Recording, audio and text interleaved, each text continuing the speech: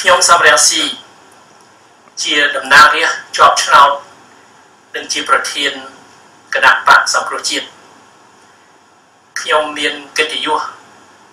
និងក្តីសោមនស្សជម្រាបជូនបងប្អូនជនរួមជាតិជាទីគោរពនិងជាទីនឹករលឹកថាខ្ញុំនឹងវិលត្រឡប់មកប្រទេសកម្ពុជាវិញហើយនឹងមកដល់លើទឹកដីមាតុភូមិឲ្យបានមុនខែបោះឆ្នោតគឺខែអាទិត្យទី28ខែកក្កដា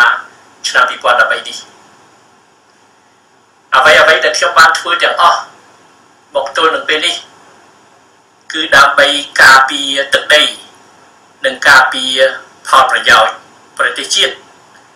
ព្រមទាំងបម្រើប្រជារាស្ត្រខ្មែរ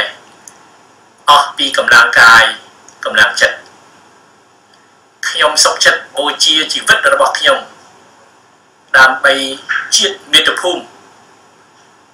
ហើយខ្ញុំហ៊ានស្លាប់ខ្លួនឯងដើម្បីសង្គ្រោះប្រទេសជាតិឲ្យរួចផុតពីមហន្តរាយខ្ញុំសូមអំពាវនាវ